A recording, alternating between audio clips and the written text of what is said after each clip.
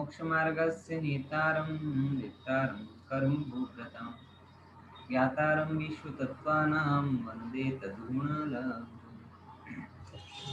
तत्वार सूत्र में हम विचार कर रहे हैं और विचार करते करते एक कर्म जिसे हमने इसका नाम दिया दर्शन मोहिनी, ये दर्शन मोहिनी कर्म किन परिणामों से होता है इसका थोड़ा हमने विश्लेषण किया। बराबर। सबसे पहले हमने क्या समझा कि दर्शन मोहिनी काम क्या करता है। क्या काम करता है भैया दर्शन मोहिनी, बताओ। क्या काम करता है दर्शन मोहिनी? दर्शन मोहिनी के निमित्त से जीव को अतत्व श्रद्धान होता है।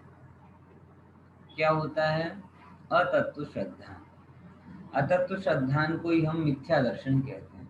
और मिथ्या दर्शन मतलब बड़ा सरल सा होता है कि जैसी वस्तु है वैसा जानता नहीं है, अन्य रूप मानता है। जो वस्तु का स्वरूप है वैसा नहीं समझता, अन्य अन्य रूप समझता है। तो ये जो इसका मिथ्या श्रद्धान है, उस मिथ्या श्रद्धान में जो कर्म निमित्त होता है उस कर्म को हम दर्शन मोहिनी कर्म कहते हैं। अब जब इस जीव के लिए उस दर्शन मोहिनी कर्म का उदय रहेगा तब तब इसे आत्मरुचि नहीं होगी, और जब तक आत्मरुचि नहीं होगी तो आत्मा का पुरुषार्थ नहीं करेगा, और जब तक आत्मा का पुरुषार्थ नहीं करेगा तब तक आत्मानुभवन कैसे होगा?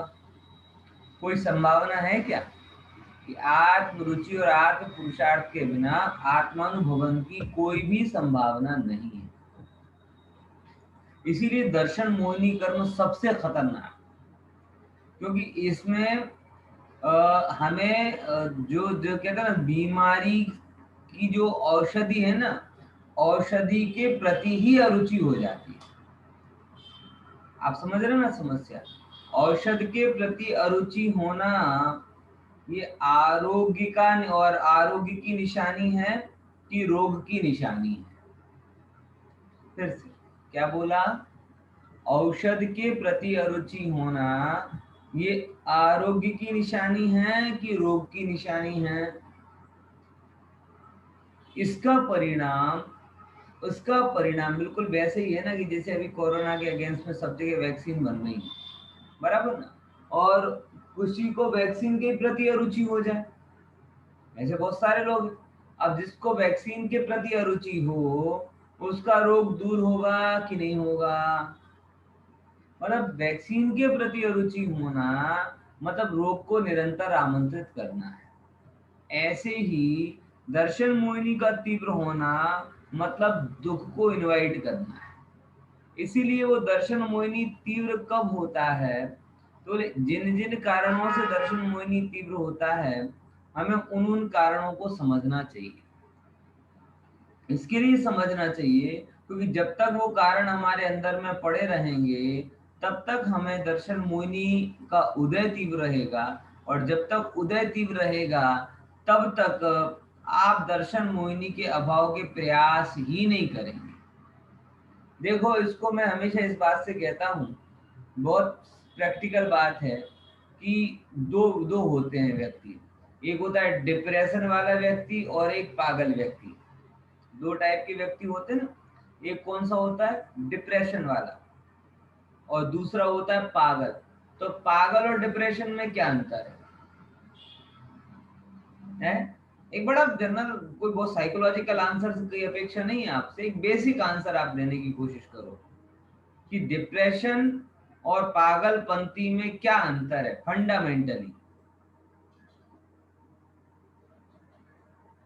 है इतना कठिन उत्तर नहीं है, बड़ा सर जो समझ में आप बोलो ना तो बात आगे बढ़े। हाँ बोलो बोलो।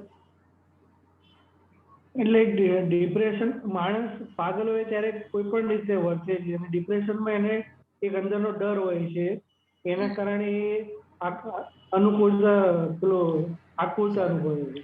બરાબર, એક એક બહુ સિમ્પલ આપણે એવું કહી શકીએ કે અડધો પાગલ એટલે ડિપ્રેસ્ડ, સરળ ભાષા. અનકન્ડિશનલ જેમાં કઈ સ્ટાર મૂકેલો છે, બરાબર, એટલે હર પરિસ્થિતિમાં ઓડ બિહેવ કરે તો ફૂલ ટાઈમ પાગલ, અને અમુક કન્ડિશનમાં ઓડ બિહેવ કહે તો પાર્ટ ટાઈમ પાગલ, અને અડધા ગાંડાને જ આપણે ડિપ્રેસ્ડ કહીએ ને. આ બહુ સિમ્પલ, બહુ ઉપરી સુપરફિશિયલ પરિભાષા આપણે કહીએ. મને એનો મતલબ નથી, મને એમાં મતલબ છે કે ડિપ્રેશન ને દુનિયા માંદગી સમજે છે અને બીમારી છે, ખરેખર બીમારી છે. અને જો બીમારી સમજે છે એ પછી એના નિદાન માટે સલાહ કરે છે. એટલે ડિપ્રેશન વાળો વ્યક્તિ ડોક્ટર પાસે જાય છે, પણ કઈ કોઈ ગાંડો વ્યક્તિ ડોક્ટર પાસે નથી જતો. गांडा व्यक्ति के हूं क्या गांडो छू, आ तो दुनिया गांडी है, ये दुनिया मुझे पागल कहती है, मैं पागल नहीं हूं. એટલે જેમાં ઓછો પાગલપન છે એ સ્વીકારવા માટે તૈયાર છે કે there has to be some chemical લોચા in my brain. એટલે મારા મગજમાં કંઈક નો કંઈક કેમિકલ એટલે પ્રોબ્લેમ ચાલે છે, એટલા માટે અમુક સમય હું શું કરું છું, ઓડ બિહેવ કરી જાઉં છું. એ કોને ખબર પડે, જેનો પાગલપન મંદ છે કે તીવ્ર છે. હે હમણાં જ કીધું ને કે જે મંદ છે એને આવા વિચાર આવે કે હું ઉપાય કરું. જેનો તીવ્ર છે એને તો આવા વિચાર પણ આવતા નથી કે હું ઉપાય કરું. એ જ હાલત છે મંદ મોહમાં અને તીવ્ર મોહ. જેને જેને મંદ મોહીનો ઉદય છે, જેમ કે આપણા જેવા જીવો, મોહીનો ઉદય તો તીવ્ર મોહીને પણ છે અને મંદને પણ છે. પણ આપણા જેવા લોકો જેમનો ગાંડપન થોડુંક ઓછો થયો છે એને પોતાના ગાંડપનની ખબર પડે છે. उसको जिसका पागलपन कम है उसे अपने पागलपन की खबर पड़ती है, और जिसका पागलपन तीव्र है वो तो ये मानने के लिए ही तैयार नहीं होता कि मैं पागल हूं.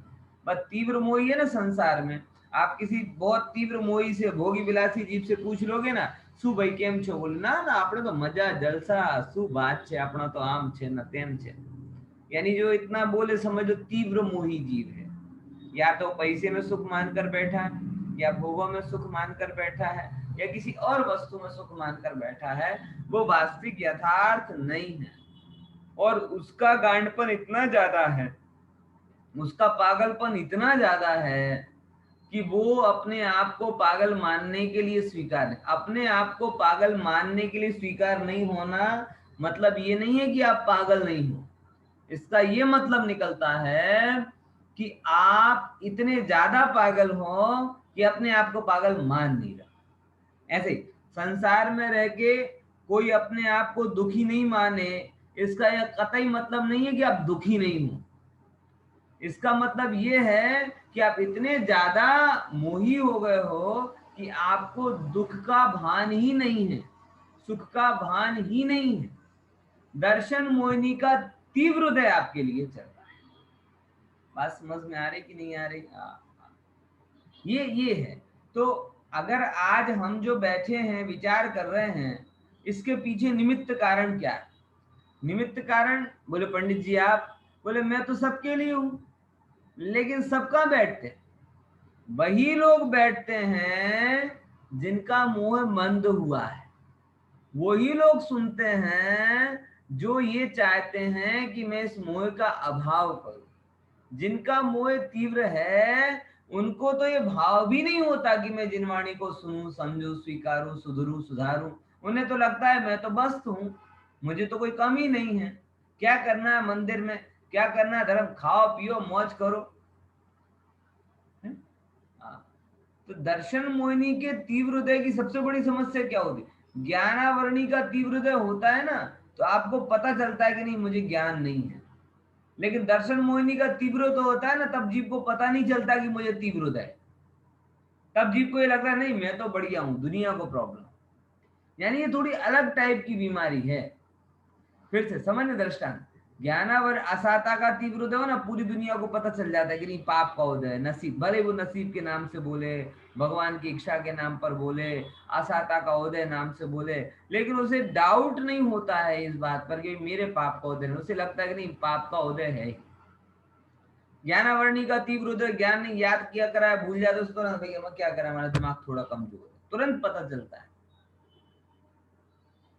शरीर का छूट जाए, आयु का उदय पूरा हो जाए तो भी पता चल जाता है, नाम की अवस्था का पता चलता है, शरीर की सामर्थ्य का पता चलता है। लेकिन एक मोह का उदय ऐसा तीव्र है कि जब वो तीव्र होता है तो व्यक्ति को पता नहीं चलता है कि मेरे को ये मोह के कारण हो रहा है, क्योंकि विचार ही उसे तब आता है कि मैं मोह का अभाव करूं जब उसका उदय मंद हो। बात समझ में आई कि नहीं है यार? ख्याल में आया कि नहीं? इसीलिए, और ये तीव्र कब होता है तो उसके कुछ कारण शास्त्रों में बताए, जिसको हमने चर्चा में लिया था कि इतना का अवर्णवाद करे, केवली का अवर्णवाद करे, श्रुत का अवर्णवाद करे, संघ का अवर्णवाद करे, धर्म का अवर्णवाद करे, देवगति के देवों को विपरीत बोले, इन कारणों से उसको दर्शन मोहिनी का तीव्र आश्रम होता है। और इसका दुष्परिणाम यह होता है कि आत्मानुभवन के लिए जीव तड़प जाता है, लेकिन आत्मानुभवन की रुचि और पुरुषार्थ नहीं होता। समझ में आया? ख्याल में आ रहा कि नहीं आ रहा? तो ये दर्शन मोहिनी के काम है। अवर्णवाद का स्वरूप हमने समझा था कि गुणवान और बुद्धिमान व्यक्ति को हृदय की कलुषता के कारण जो दोष नहीं है ऐसे दोषों को लगाना, यह अवर्णवाद कहलाता है। ठीक है, ये बात समझ में आई? संघ और धर्म में क्या अंतर है? संघ और धर्म में क्या अंतर है बताओ? संघ क्या है और धर्म क्या है?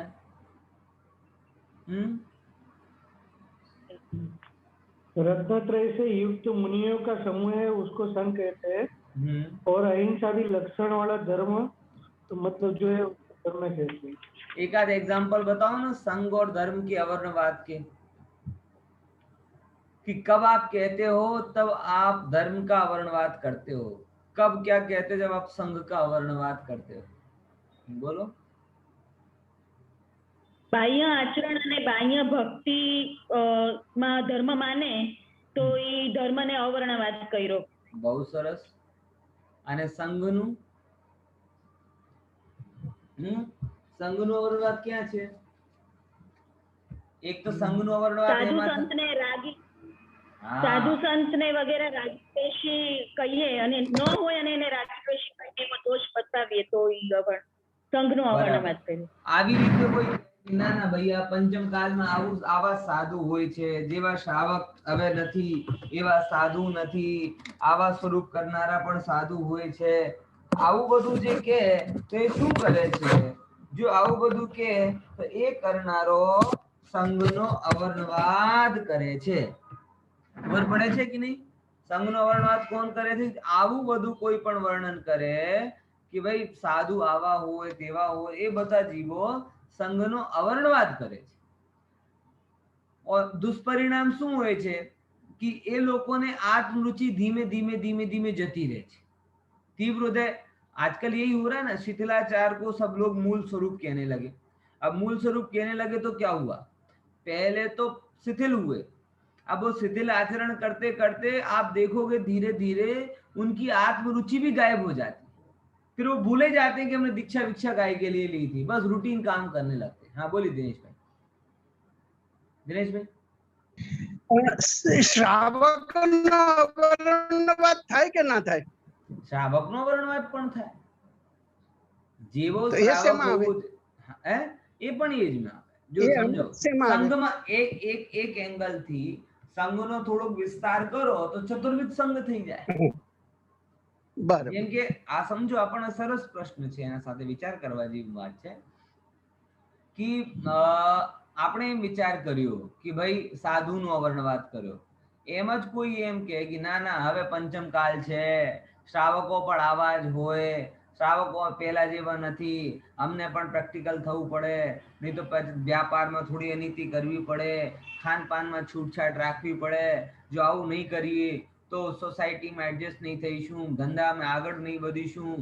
આવો જે કથન છે એ કથન પણ શેનો છે? ये कथन भी दर्शन मोहिनी के आशव का कारण है। ऐसा करने वाला भी दर्शन मोहिनी कर्म का बंधन करता है। बराबर समझ में आया? और वो उसके लिए भी दर्शन मोहिनी का तीव्र उदय और मंद उदय क्या है, वो सरल सी भाषा में कहूं तो जब आप मैं बोलो ना, एक बड़ा सिंपल सी डेफिनेशन आपको बोल रहा हूं। कैसी? कि जब आप मैं बोलो और मैं का मतलब आपका ये हो कि मैं मतलब आत्मा, तो समझना दर्शन मोहिनी का मंद उदय। और जब आप ये बोलो कि मैं मतलब अभिषेक, तब क्या समझना दर्शन मोहिनी का तीव्र उदय। जब आप ऐसा समझो कि सुख मतलब आत्मा, और जब आप तो समझना दर्शन मोहिनी का मंद उदय। और जब आप ऐसा समझो कि सुख मतलब पैसा दुकान, तो समझना तीव्र उदय। जब आप ऐसा समझो कि वस्तु सहज परिणमित हो रही है, समझना मंद उदय। जब आप ऐसा समझो कि देखो मैं करा, मैंने किया तो बढ़िया हो गया ना, समझो तीव्र उदय। जब आप सब पदार्थों के ज्ञाता दृष्टा रहते हो, सहज रहते हो, समझना मंद उदय। और जब आपको हर जगह राग देश हो रहा है, स्त्रीनिष्ठ विचार हो रहे हैं, तो समझ लेना तीव्र उदय। ये कुछ पैरामीटर हैं जिससे आप अपने अंदर में बढ़ने वाले मोह को समझ सकते। देखो कोरोना हुआ था, कोई भी बीमारी होती है, सबसे पहले डॉक्टर रिपोर्ट निकलवाता है। ये जो मैंने आपको बताई, ये मोह की रिपोर्ट, जितने वाक्य मैंने अभी बोले ना, ये सब क्या है? मोह की रिपोर्ट। अब उसमें देखो, जैसे कोरोना में जितना ज्यादा वो क्या बोलते आरटीपीसीआर बताते थे, उतना खतरा कम है, और जितना कम आरटीपीसीआर आया उतना खतरा ज्यादा है, ऐसा बोलते थे ना। 30-35 आए तो बोले कोई खतरे वाली बात नहीं, और 15-16 आ जाए बोले भाई कुछ इलाज करो। या रिवर्स, जितनी आपके लिए तत्व विचार की आरटीपीसीआर ज्यादा होगी, उतना मंद है, मतलब खतरा कम है। और जितनी आपके अंदर में अज्ञानता की खुराक ज्यादा होगी, उतना मोह तीव्र, मतलब खतरा अधिक है। बराबर? ये तो हमने सब दर्शन मोहिनी के विषय में पढ़ा। अब हम अगले कर्म के बारे में जानते हैं, जिसे हम कहते हैं चारित्र मोहिनी। चारित्र मोहिनी कर्म क्या होता है? कोई बताएगा चारित्र मोहिनी कर्म क्या होता है? बताओ। વિપરીત આચરણ. વિપરીત આચરણ એ કર્મ છે. કશાય બધા કશાય આચરણમાં જે નિમિત્ત બને એ કર્મ છે. વિપરીત આચરણ તો મિથ્યા ચારિત્ર છે. બરાબર? કર્મ એમાં જે કારણ છે, જે અરુચિ રૂપ પરિણામ, એમાં કારણ દર્શન મોહિની, એમાં વિપરીત આચરણ રૂપ જે જીવનું પરિણમન છે, એમાં કારણ કયો કર્મ બને? બોલે એમાં कारण बने છે चारित्र मोहिनी कर्म। हर प्रकार के जो आपको देखो, ये जीवादि के जो भी गुस्से के परिणाम हो रहे हैं, राग के परिणाम हो रहे हैं, द्वेष के परिणाम हो रहे हैं, रति अरति के परिणाम हो रहे हैं, ये सारे परिणाम आत्मा से तो नहीं हो रहे, क्योंकि आत्मा के अंदर तो इन परिणाम को करने की ताकत ही नहीं है कि नहीं? बोले नहीं। आत्मा को देखकर जो परिणाम होंगे वो तो ज्ञानानंद वाले होंगे, सुख वाले होंगे, स्वभाव वाले होंगे। यानी आत्मा में तो ऐसी ताकत कहीं से भी नहीं है कि जिससे वो रागादि रूप परिणमित हो। तो फिर जब ये रागादि होते हैं, तो रागादि होने में निमित्त कारण कौन होता है? तो इन रागादि के होने में निमित्त कारण चरित्र मोहिनी कर्म का उदय होता है। बराबर? और जब इस जीव को इस चरित्र मोहिनी कर्म का उदय होता है, तब इस जीव को अचारित्र रूप परिणाम होते हैं। कौन से परिणाम होते हैं? अचारित्र रूप परिणाम होते हैं।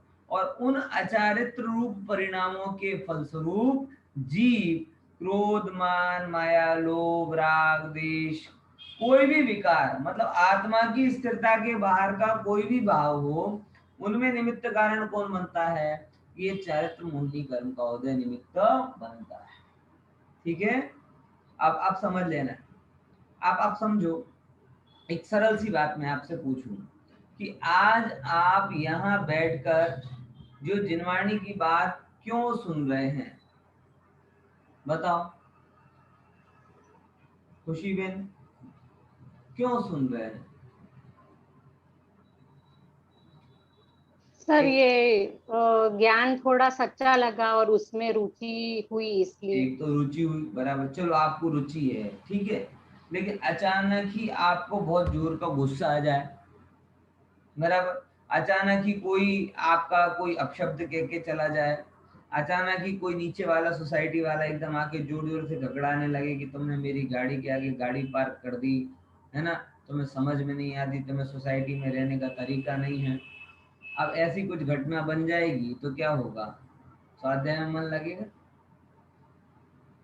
एक सिंपल एग्जाम, अचानक ही क्या हो, आपका बेटा है वो तकलीफ के कारण चिल्लाने लगे, रोने लगे, आपको तेज भूख लगने लगे, तेज प्यास लगने लगे, व्हाटएवर, कोई भी अपन कंडीशन देख रहे हैं, आप देखेंगे कि रुचि होने पर भी अगर आपको ये तीव्र दिया जाता है, आपको यार सुनना अच्छा लगता है, मैंने अभी आपको क्या कर दिया, अपमानित कर दिया सबके बीच में, તમે લોકો નાલાયક છો, કંઈ સાંભળતા નથી, વાંચતા નથી, યાદ કરતા નથી, તમને કંઈ આવડતું નથી, અને પછી બધાને કહું તો વાંધો નથી, આ બધા વચ્ચે નામ લઈ લઈને કહો કે શું પારલબેન કેમ કરો છો આવું બધું, આવડતું નથી તમને કંઈ, બાલબોધ નથી ભણ્યા, હા, તો શું થશે, આ પંડિતજીને કોઈ ભાન છે, બધી વચ્ચે આવું કહેવાય, કાલથી નહીં બેસીશ,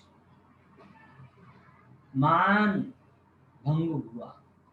यानी एक चीज आपको मैं कितने एग्जांपल बता रहा हूँ, यहाँ बैठे बैठे आपको अचानक मैसेज आया कि आपके अकाउंट में से 2 लाख रुपए निकल गए, लोभ हुआ, तुरंत दिमाग, अरे पंडित जी તમે કેની વાત કરતા હતા, 2 લાખ રૂપિયાનો સવાલ, 2 લાખ આત્મકલ્યાણ માટે ક્યાં છે, पंडित તમને કેવું સરળ, એવું થોડી 2 લાખ, 2 લાખ ખબર પડી કે નહીં પડી?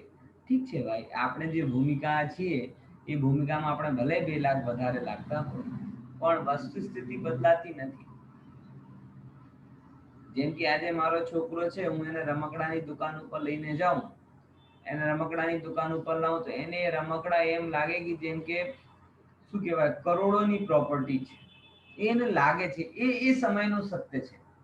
પણ આપણે ખબર છે કે 200 રૂપિયાનો રમકડા લઈએ, ચાहे 2000 રૂપિયાનો લઈએ, ચાहे 5000 નો લઈએ, શું થાય છે? હમણાં જ मैं क्लास થી પાવ લેને आ रहा था ना, तो उसको लेने गया, હવે એને 1000 નું લઈએ, ચાहे 200 નો લઈએ, ચાहे 5000 નો લઈએ, છેવટે ચાલવાનું કેટલો? એટલે એકંદરે ભલે એને બહુ કિંમતી લાગતું હોય, પણ આપણે એ રમકડાની औकात ખબર હોય છે, ગમે તેટલો સારામાં સારો હોય, પણ છેવટે શું થાય, 2 દિવસમાં તો કોઈ તમે ગાડી લઈને આવ્યા હો ને, મામા મારા બપમ ગાડી લાયા વાળી ગાડી, બરાબર ને, આવી ગાડી લાયા હો ને, 2 દિવસ પછી એક વ્હીલ અહીંયા પડ્યો મળશે, સ્ટેરિંગ ત્યાં પડ્યો મળશે ને બીજો વ્હીલ ત્યાં હશે, ડોલ હોય તો મોઢો ક્યાંય હશે ને પગ ક્યાંય હશે, है गरगરની વાત, હે, સમજાય કે નહીં સમજાય?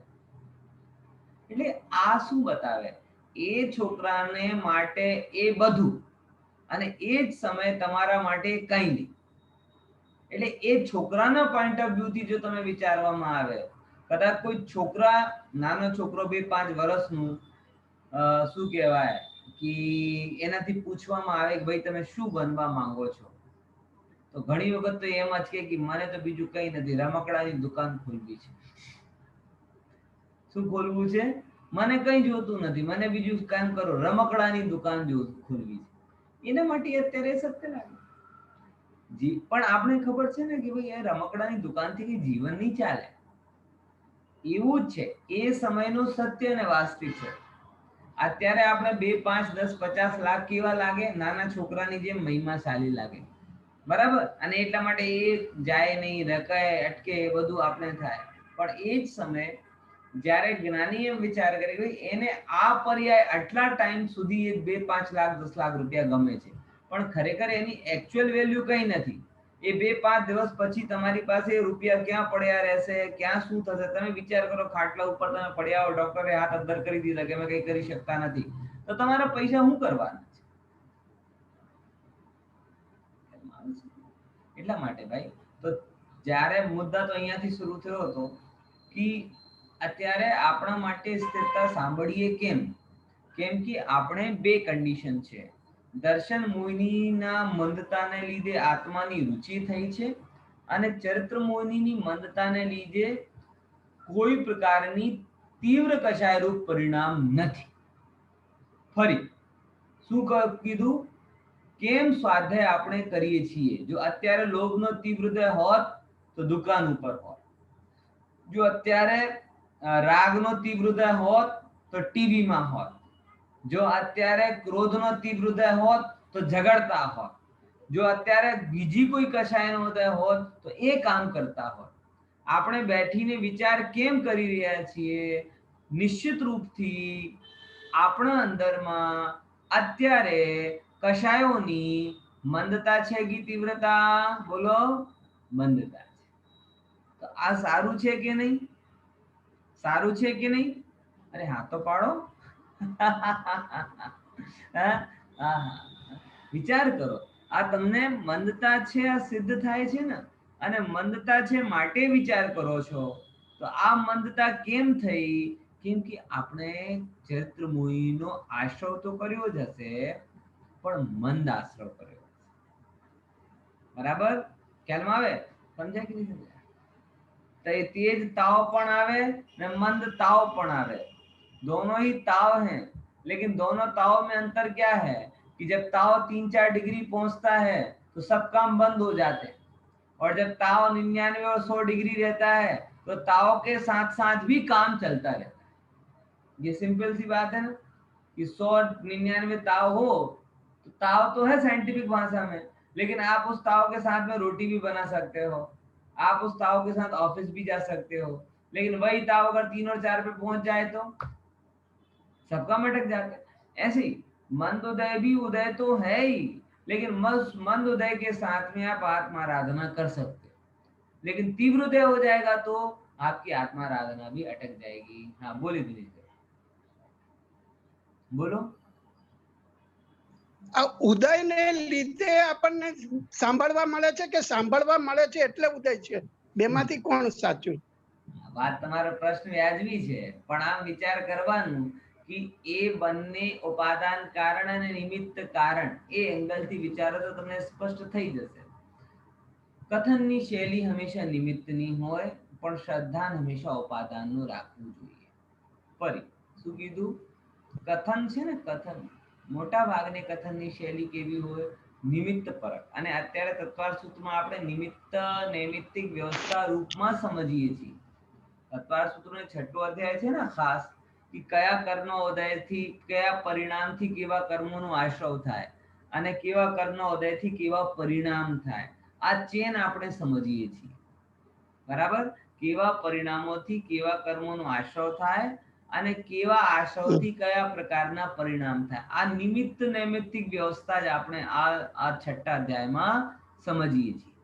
પણ એ જ સમયે એ સમજવા જેવી વસ્તુ છે कि सैकड़ों निमित्त कारण होवा छता जो उपादाननी पात्रता ना होय तो निमित्त कई करी शकशे नहीं.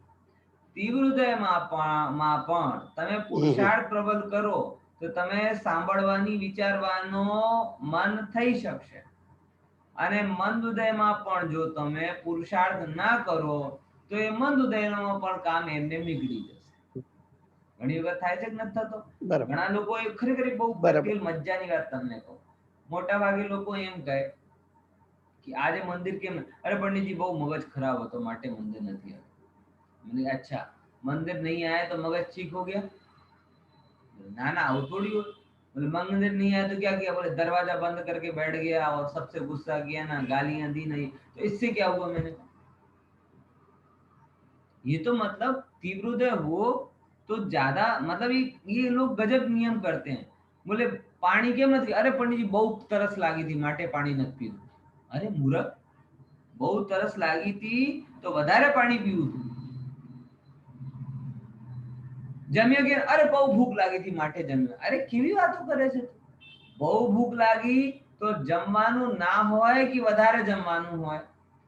તરસ બહુ લાગી તો પાણી ના પીવાનું હોય કે વધારે પીવાનું હોય? એમ જ तीव्र हृदय होय तो जिनवाणी ना सांभळवानी होय कि વધારે सांभळवानी? હે પણ આ મગજ એવું છે ને ઊંધો ઊંધો વિચાર કરે. તીવ્ર હૃદય હોય અને તમે જીનવાણીથી દૂર રહીને શું પામવાના છો મને એટલો કહો ને. કોઈ એવું કહે કે ના ના તીવ્ર હૃદયમાં જીનવાણીને અડવું ના જોઈએ નહીં તો પાપ લાગે. અરે ભલા માણસ એને અડીને બધા પાપ દૂર હોય.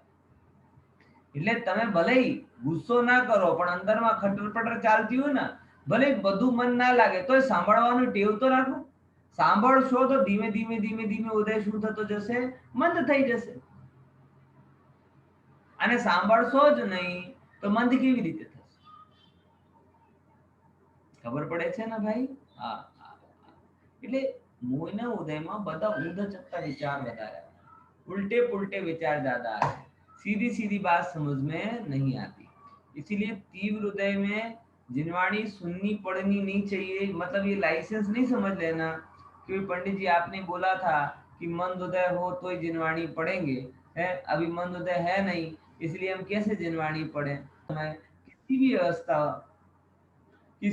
बहुत सारे लोगों ने रोग में ऐसा मान लिया कि रोग हो मतलब तब जिनवाणी नहीं पढ़ सकते. नहीं पढ़ सकते मतलब मन नहीं लगता. अरे भैया मन नहीं लगता ऐसा आप कह रहे हो, लगा सकते हो ये सत्य है. हाँ जब अपन कहते हैं ना रोड खराब हो तो ज्यादा संभाल के गाड़ी चलानी चाहिए, लेकिन रोड खराब हो मतलब जाने ही नहीं. तबीयत खराब हो तो हल्का फुल्का भोजन करना चाहिए, लेकिन तबीयत खराब हो मतलब खाना ही नहीं. ये कौन सी बुद्धिमत्ता है भाई? तुम्हारी तबीयत खराब है, बुखार है तो एक काम करो, मालपुए मत खाओ, खिचड़ी तो खाओ है? लेकिन लोग तो कहते हैं ना तबीयत खराब है इसीलिए मालपुए तो दूर रहा, हम तो खिचड़ी भी नहीं खाएंगे.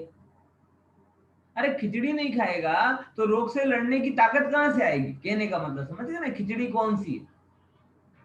ये कौन सी खिचड़ी की बात कर रहे हैं? कौन सी खिचड़ी? कि भैया तुम्हें तीव्र रोग हो तो गहरी सूक्ष्म बात समझ में नहीं आ रही हो सकता है तीव्र हृदय में नहीं आए तो सहज बात, सरल बात, वैराग्य की बात, वेद ज्ञान की बात, ये खिचड़ी तो खाओ. अगर ये खिचड़ी, इसी खिचड़ी से तो दम रहेगी जिससे आप रोग के सामने खड़े रहोगे. और ये खिचड़ी भी नहीं खाई तो फिर आप कमजोर पड़ जाओगे, बीमार और हो जाओगे. तो तीव्र हृदय कोई एक्सक्यूज नहीं है. तीव्र हृदय केवल इतना बताता है कि भैया अब तीव्र हृदय में हमें मंद पुरुषार्थ से काम नहीं चलेगा. मंद हृदय में तो मंद पुरुषार्थ काम कर जाता है, लेकिन तीव्र हृदय में हमें थोड़ा तीव्र पुरुषार्थ करना. ऐसे ही छोड़ दिया तो उदय हावी हो जाएगा. बहुत सारे लोग थे कोरोना के काल में जिन्होंने बहुत समय की अपेक्षा रखी थी लेकिन एक चीज भी नहीं पढ़ पाए. और मैं बखान के रूप में नहीं बोलता, लेकिन मेरा अधिकतर समय जो 14 दिन क्वारंटाइन का निकला था उसमें अधिकतर मैं या तो सुनता था या पढ़ता था. न्यूज़पेपर तो बंद कर ही दिए थे, टीवी देखना तो बंद कर ही दिया था. जितने टाइम आराम की आवश्यकता रहती थी तो आराम करता था, और जैसे ही फ्री होता था तो मैंने 3 से 4 पुस्तकें इस कोरोना के टाइम पे पूरी की.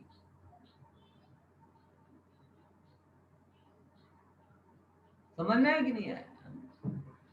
ये रखी भी है मेरे सामने, अमुक बुक्स रखी, उसी टाइम पे पढ़ी. और मैं तो ये सोचता था और तो मुझे टाइम मिल नहीं पाता, ये टाइम अच्छा है तो कब पढ़ेंगे. बराबर समझ में आया? तो ये चीज आपको बताना चाहता हूं कि भैया देखो उदय के समय विचार नहीं होता, ये एक बहुत सामान्य कथन है, लेकिन उदय के समय में भी तीव्र पुरुषार्थ के माध्यम से स्थिरता हो सकती है, ये यथार्थ कथन है. बात समझ में आई कि नहीं आई? चलो अपन तो एक स्मूथ मार्ग की बात कर रहे हैं. स्मूथ मार्ग क्या है? कोई मंद उदय, मैं किसी के तीव्र उदय की अपेक्षा नहीं रखता, लेकिन तीव्र पुरुषार्थ की अपेक्षा रखता हूँ. भैया लोगों का भले ही मंद उदय चले, लेकिन मंद उदय वो मंद पुरुषार्थी ना हो जाए, मंद उदय वो तीव्र पुरुषार्थी. हमें बनना खरगोश ही है, सोने वाला कछुआ नहीं बनना. लेकिन कछुए का जो गुण है ना धीमे धीमे चलते रहना, वो गुण खरगोश में अपलोड कर देना. समझ आया? मतलब गति तेज ही रखना है. मतलब जीतने के लिए आपको कछुआ बनने की जरूरत नहीं है, जीतने के लिए अब खरगोश पर्याप्त हो, बस नहीं सो, इसका ध्यान रखने की जरूरत है। लोग सोचे नहीं सर हमें जीतना है तो खरगोश ही वो कछुआ ही बनना, समझ गए ना कौन से कछुए की बात कर रहा हूँ, है कौन से कछुए की बात कर रहा हूँ? वो पंचतंत्र की कहानी है ना, टेरस और बनी, क्या कहते हैं वो खरगोश और कछुआ की, वो दोनों के बीच में रेस हुई और खरगोश हार गया और कछुआ जीत गया। बोले क्यों? क्योंकि कछुआ धीरे धीरे चलता रहा और खरगोश सो गया। देखो ये कहानी केवल हमें इतना शिक्षा देती है कि तुम कछुआ बन जाओ, ये नहीं कहती। वो केवल इतनी शिक्षा देती है कि तुम प्रमादी मत हो, वरना कछुआ किसी कीमत में खरगोश से नहीं जीत सकता। कब तक? जब तक खरगोश प्रमादी ना बने तब तक। और खरगोश क्या, तुम अगर फ्लाइंग जेट भी हो लेकिन स्टार्ट ही नहीं करोगे तो बात समझ में आएगी नहीं यार। इसीलिए विचार करना है ना, तीव्र पुरुषार्थी बनना, एकदम तेज तेज दौड़ना, क्योंकि उदय का ठिकाना नहीं है ना। देखो अपन आगे करते हैं कि कौन से रूप में चरित्र मोहिनी कर्म का तीव्र उदय कब होता है। तो देखो जरा, कषायोदया, बोलो कषायोदया तीव्र परिणामास, तीव्र परिणामास चारित्र मोहस्य, चारित्र मोहस्य, कषायोदया तीव्र परिणामास चारित्र मोहस्य, कषाय उदया कषाय के उदय से होने वाला तीव्र परिणाम चरित्र मोहिनी के आश्रव का कारण है। देखो ये बता दिया कि जैसे कर्म का उदय आया और उस उदय में वैसे के वैसे ही जुड़कर आपने रिएक्ट कर दिया तो और वैसा ही कर्म बंध जाता है। दाखला तरीके, क्रोध का उदय आया और आप और क्रोध में जुड़ गए, काम का उदय आया और आप काम में जुट गए, बराबर। जिस कर्म का उदय आया और उसी कर्म में आप जुट गए, ये सब चीजें किसकी हैं? ये उस ही कर्म के आश्रव का कार्य। समझ में आई कि नहीं आई? इसीलिए क्या करना, रिएक्ट नहीं करना। भले ही उदय तीव्र आए लेकिन आपको तत्व ज्ञान के माध्यम से उस उदय को कम करने का प्रयास करना है, क्योंकि जैसा उदय हुआ वैसे का वैसे आप परिणमित हो गए तो निश्चित रूप से आप और कर्म को बांध लोगे, और कर्म को बांधोगे तो और प्रकार का उदय आएगा, है ना। इसीलिए ऐसा नहीं करना, विवेक रखना। हमेशा एक बहुत सुंदर कथन आता है, ऑलवेज रिस्पॉन्स करो, रिएक्ट नहीं। क्या समझे? दोनों के बीच में क्या अंतर है? बड़ी छोटी सी बात समझ लो जरा, अच्छी काम की बात है। रिएक्ट नहीं करो, रिस्पॉन्स करो। रिएक्ट और रिस्पॉन्स में एक्शन के अगेंस्ट जो होता है वो कहलाता है रिएक्शन, और एक्शन के अगेंस्ट जो विचार पूर्ण प्रतिक्रिया होती है वो कहलाता है रिस्पॉन्स।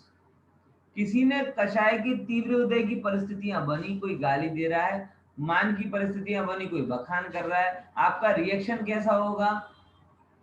रिएक्शन, गुस्से की परिस्थिति में गुस्सा कर दिया, मान की परिस्थिति में मान कर लिया, किसी ने लड्डू दिखाया तो मुंह में पानी आ गया, किसी ने अंगूठा ऐसे दिखाया तो गुस्सा आ गया।